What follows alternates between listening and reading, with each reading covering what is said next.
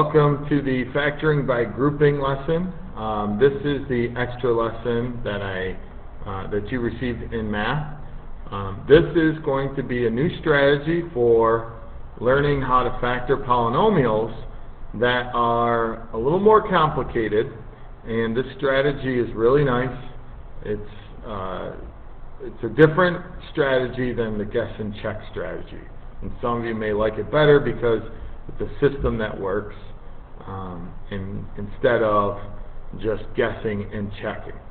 And once you understand it, and I'll explain in math the reason why it works the way that it does. The first thing that I'm going to need you to do is to go ahead and multiply all these out.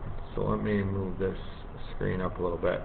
I am actually going to pause the video and multiply all these out so that you can see what the answers are. We're basically going to start with the end. After I teach you the factoring by grouping, which is actually on the other side of this page, we will basically see that our answers fit what we started with, okay? So we're kind of working through this backwards. But what I want you to do is the double distributive property.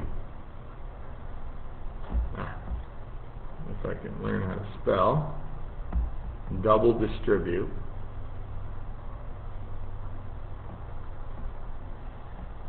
So that we can get our final answer. Yes, I know you can FOIL, but I want you to do the double distributive property just for this lesson. Alright, if you don't remember what that is, we split the first binomial up and multiply each term by the other binomial. So it looks like this. 2x squared times x plus 5.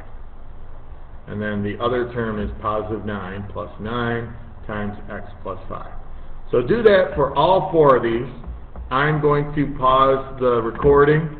You should pause the video, and then when you come back with your answers, you should be able to compare them to mine. Here we go. Okay, so here we are back to the video again. I have double distributed all of the terms with the binomials, and these are the answers that you should get. Now, we are going to look over at the other side of this in just a moment, and we are going to actually work backwards from these answers that you have and end up with the two binomials by factoring using the factoring by grouping. Okay, so you see how we ended up here and what it looks like. The first binomial is split in half and it goes outside the parentheses. The second binomial goes next to each term, and that's important because when you see what the factoring by grouping looks like, it will make more sense understanding why we're doing some of the things that we're doing. So make sure all your answers fit here. You need to pause the video just to double check, make sure I didn't make any mistakes. I'm about to clear the screen, so pause it if you need to. Here we go. Alright, so over on the other side of this page, we're going to start doing the factoring by grouping. And this is actually really nice.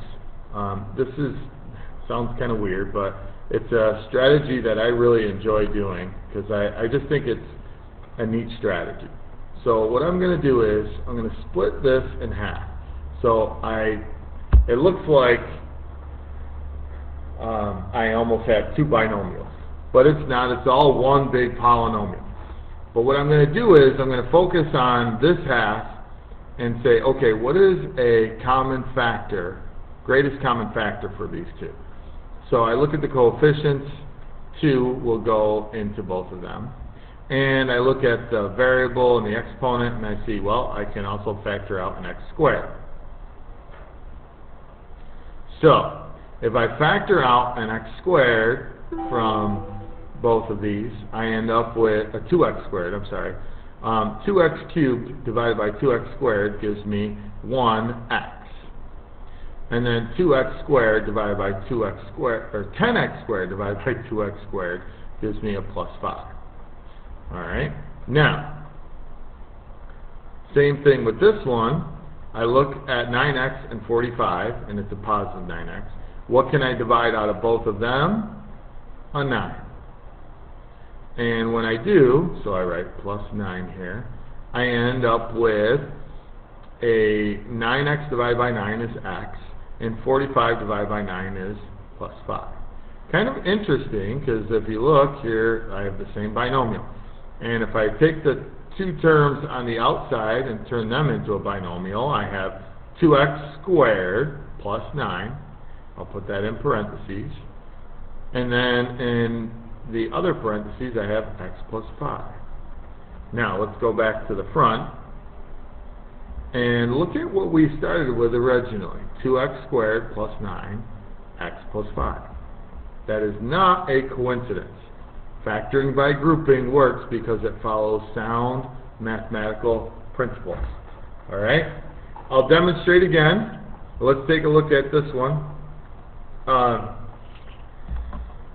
So I have 8x to the fourth minus 28x cubed plus 6x minus 21. So I split it right here, and I'm going to group this part and say, okay, what is a greatest common factor? And 8 doesn't go into both of them, but 4 does. X to the fourth, so x cubed. So 4x cubed can be factored out of both of these. So I write 4x cubed, and then next to it parentheses. 8x to the fourth divided by 4x cubed is 2x minus 28x cubed divided by 4x cubed gives me 7. Alright, interesting. Now let's take a look at the other side. Plus 6x. And so what is the common factor for 6x, or positive 6x and negative 21? It is 3. So I write the plus 3 here, because it's a positive 3. 6x divided by 3 is 2x. And negative 21 divided by 3 is negative 7. Now, a little hint. When you're doing this, if you don't get the same binomial for inside of the parentheses after you factor it out, then you've done something wrong. So now I group together the two terms outside of parentheses to make a binomial, 4x cubed plus 3. Put it in parentheses and multiply that by 2x minus 7. Alright, now let's see what was on the other side. 4x cubed plus 3, parentheses, 2x minus 7. I end up with the same thing I started with. That's called factoring by grouping. Now, there's two more problems on this page that I want you to try on your own. I'll give you this hint. You're going to do this. This one here is a little tricky, so if you have some trouble with it, you can try it and then give up if it's taking you too long. I do want to show you one other thing, though. Alright, so I'm going to go back to a previous lesson that we were doing. So this goes back to the last lesson, lesson 6-8, page 22. And it was factoring we had done the guess and check. Now I want to show you how you can use factoring by grouping. Now what's different here is I don't have 4 terms, I have a trinomial. But we can create 4 terms because if you think about it, this middle term, the 13x, comes from two like terms that are combined, right? So watch what I'm going to do. I'm going to take a, that's the coefficient of x squared, and I'm going to take c, and I'm going to multiply it, and 2 times 21 is 42.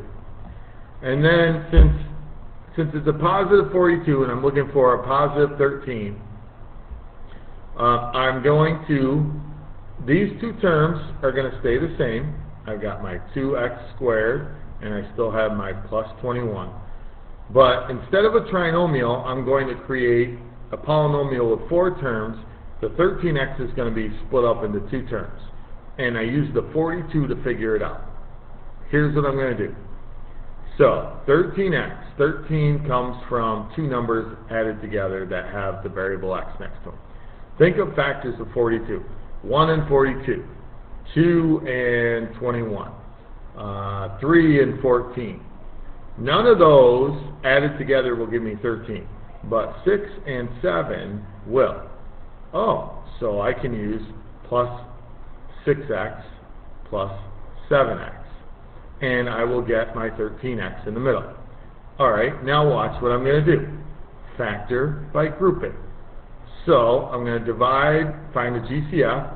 So 2x squared and 6x, I can factor out as 2x, and I'm left with x plus 6. Well, what can I factor out of 7x and 21? I can factor out a positive 7, and when I do, I'm left with x plus 3. Oops, I bet some of you are saying, oh, you made a mistake. Yeah, and that's the beauty of factoring by grouping, is that I spotted my mistake because I know that what's in parentheses needs to be the same.